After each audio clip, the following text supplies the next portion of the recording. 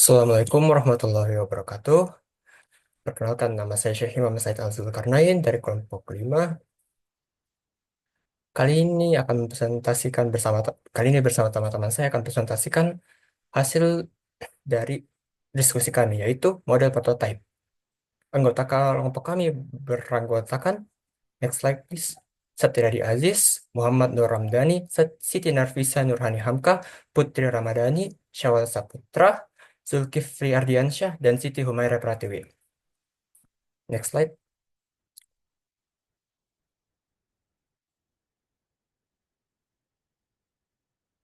Oke, untuk pengertian prototipe saya serahkan kepada Syawal Saputra. Baik, terima kasih atas kesempatan yang diberikan. Saya akan menjelaskan apa itu prototype.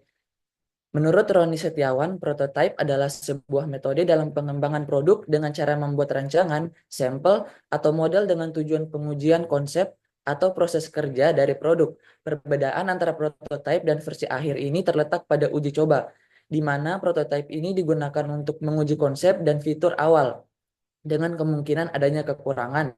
Sedangkan versi akhir telah melewati berbagai tahap pengujian hingga siap digunakan dengan fitur lengkap dan stabilitas yang terjamin.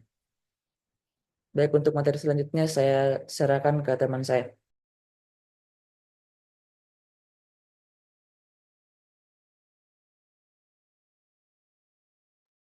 Baik, selanjutnya definisi model prototype. Model prototyping merupakan suatu teknik untuk mengumpulkan informasi tertentu mengenai kebutuhan-kebutuhan informasi pengguna secara cepat. Berfokus pada penyajian dari aspek-aspek perangkat lunak tersebut yang akan nampak bagi pelanggan atau pengguna. Prototipe tersebut akan dievaluasi oleh pelanggan atau pengguna dan dipakai untuk menyaring kebutuhan pengembangan perangkat lunak. Selanjutnya saya serahkan kepada teman saya.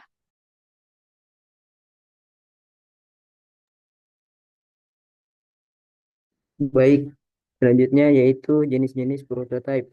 Yang pertama yaitu low fidelity prototype, yaitu sketsa atau model awal dari suatu produk yang dibuat dengan cara sederhana untuk menggambarkan konsep dasar dan alur kerja produk. Prototipe ini digunakan pada tahap awal pengembangan sebagai alat komunikasi antara tim pengembang, desainer, dan pemangku kepentingan lainnya. Yang kedua yaitu high fidelity prototype, yaitu model yang lebih mendekati produk akhir, baik dari segi tampilan maupun fungsionalitas. Prototipe ini memberikan pengalaman yang lebih realistis dan biasanya sudah memiliki interaktivitas yang lebih tinggi dibandingkan low fidelity prototype.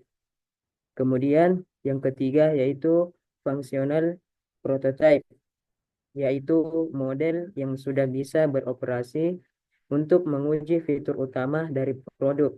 Prototipe ini biasanya dibuat untuk menguji aspek teknis dan fungsionalitas inti dari sistem sebelum produk benar-benar dikembangkan secara penuh. Baik, materi selanjutnya akan disampaikan oleh teman saya.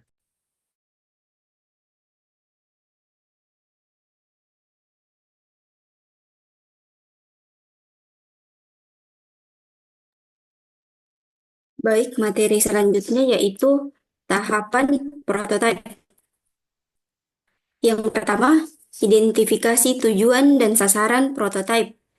Pada tahap ini, tim pengembang harus memahami secara jelas tujuan dan sasaran produk, serta pengguna yang dituju. Hal ini penting dilakukan agar prototipe dapat dibuat dengan fokus pada kebutuhan dan keinginan pengguna. Yang kedua, perancangan konsep dan ide. Pada tahap ini, tim pengembang harus membuat beberapa sketsa produk untuk fitur dan fungsionalitas yang akan dimasukkan dalam prototipe. Yang ketiga, membuat rancangan prototipe. Pada tahap ini, tim pengembang dapat menggunakan berbagai teknologi seperti wireframe atau mockup digital untuk membuat rancangannya. Yang keempat, pembuatan prototipe. Pada tahap ini, tim pengembang harus memastikan bahwa ini dapat berfungsi dengan baik dan memenuhi tujuan serta sasaran yang telah ditetapkan. Yang kelima, pengujian dan evaluasi. Setelah hasil akhir selesai dibuat, tahap selanjutnya adalah melakukan pengujian dan evaluasi.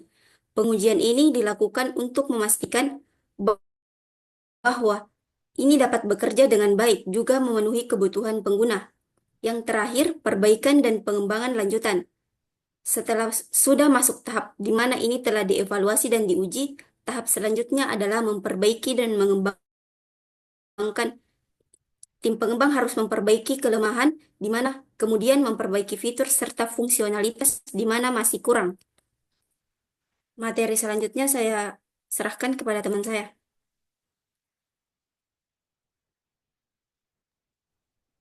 Baik, selanjutnya adalah manfaat dari prototipe yang terbagi menjadi 6. Yang pertama adalah mengurangi risiko dan biaya.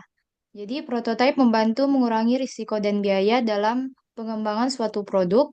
Dengan membuat prototipe yang sederhana dan terbatas, kesalahan dapat ditemukan lebih cepat, sehingga dapat dilakukan perbaikan sebelum investasi besar dikeluarkan untuk pengembangan selanjutnya.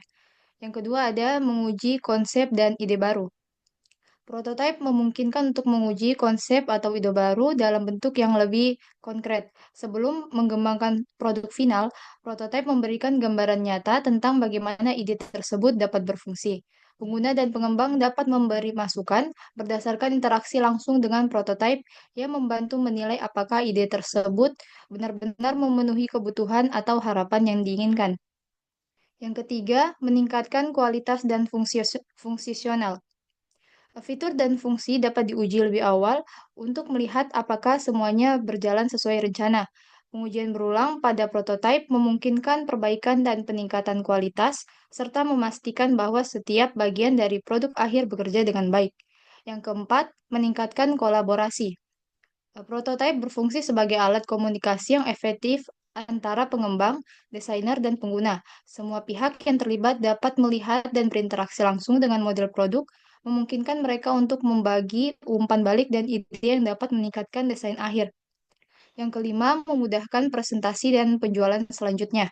Prototipe memberikan cara yang lebih jelas dan visual untuk memperkenalkan produk atau konsep pada klien, investor, atau pemangku kepentingan lainnya.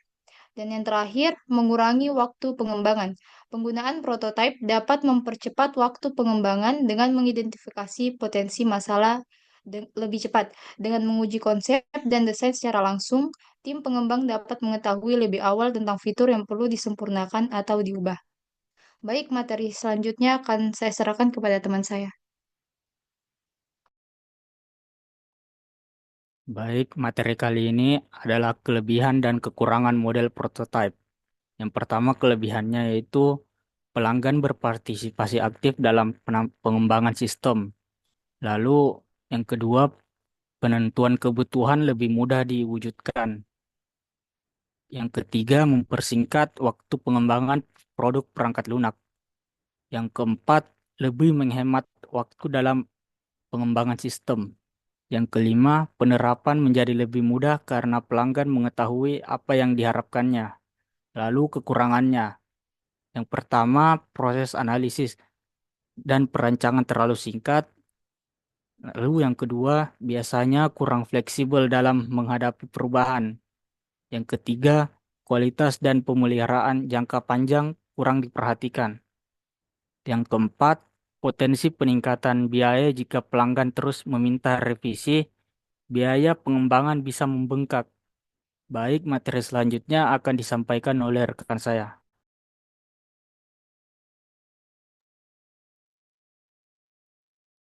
Oke, selanjutnya kapan menggunakan model SDLC prototype.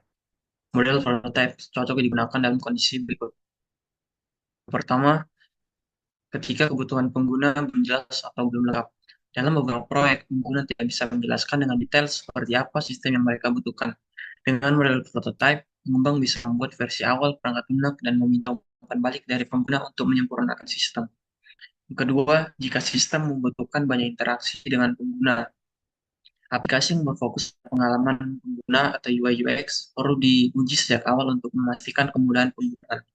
Prototype memungkinkan pengguna mencoba menampilkan fungsionalitas dasar program sebelum pengembang lebih lanjut. Yang ketiga, jika proyek mengalami perubahan yang cepat atau tidak pasti.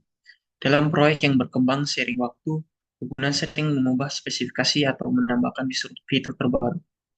Model prototipe memungkinkan perubahan tanpa harus mengulangi seluruh proses pengembangan. Yang keempat, jika waktu pengembangan tidak terlalu ketat. Model prototipe memerlukan beberapa iterasi sistem memenuhi ekspektasi pengguna. Jika proyek memiliki batas waktu yang ketat, model ini mungkin kurang cocok. Dan yang kelima, jika pengembang teknologi atau konsep baru. Jika sistem akan dibuat menggunakan teknologi baru atau konsep inovatif, pengembang perlu membuat prototipe untuk melihat apakah ide tersebut dapat diimplementasikan dengan baik. Yang terakhir yaitu jika ingin mengurangi risiko dan biaya kesalahan di tahap akhir. Dalam model pengembangan tradisional seperti waterfall, kesalahan yang ditemukan di tahap akhir sangat mahal untuk diperbaiki. Model prototipe memungkinkan deteksi kesalahan sejak awal sehingga mengurangi risiko pengembangan yang gagal. Jadi itulah waktu yang cocok digunakan untuk menggunakan model prototipe. Untuk materi selanjutnya saya silakan pada rekan saya. Baik, saya akan membawakan materi selanjutnya. Materi selanjutnya itu contoh prototype. Yang pertama itu prototype visual. Prototype ini merupakan prototype dalam bentuk gambar tangan atau mockup digital. Yang kedua yaitu prototype mekanik, yang merupakan prototype dalam bentuk model 3D atau fisik yang digunakan untuk menguji fungsionalitas dan performa produk. Ketiga itu prototype perangkat lunak, merupakan prototipe dalam bentuk model UI yang digunakan dalam menguji fungsionalitas dan desain aplikasi. Keempat yaitu prototipe layanan, merupakan prototipe yang didesain untuk menguji pengalaman atau skenario interaktif yang untuk meningkatkan pengalaman para pengguna. Dan terakhir yaitu prototipe konsep, merupakan prototipe dalam model sederhana yang menampilkan ide baru dalam bentuk visual atau fisik. Sekian saya serahkan kepada rekan saya selanjutnya.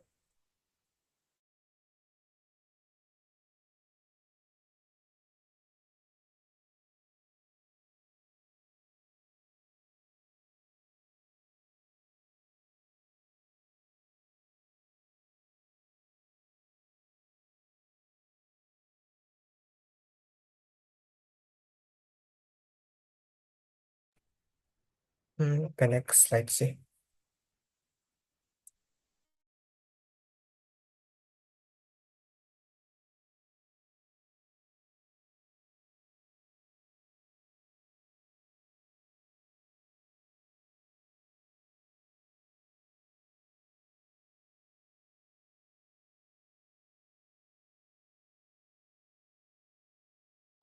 Oke, baik. Selanjutnya kesimpulannya itu prototype merupakan salah satu komponen penting dalam SDLC, yaitu Software Development Lifecycle yang berperan sebagai desain awal atau model awal dari suatu produk atau sistem. Dengan membuat prototype, tim pengembangan dapat memvisualisasikan ide, menguji fungsionalitas, dan mendapat umpan balik dari pengguna atau stakeholder sebelum melanjutkan ke tahap pengembangan yang lebih lanjut. Sekian dari kelompok kami. Terima kasih telah menyimak. Assalamualaikum warahmatullahi wabarakatuh.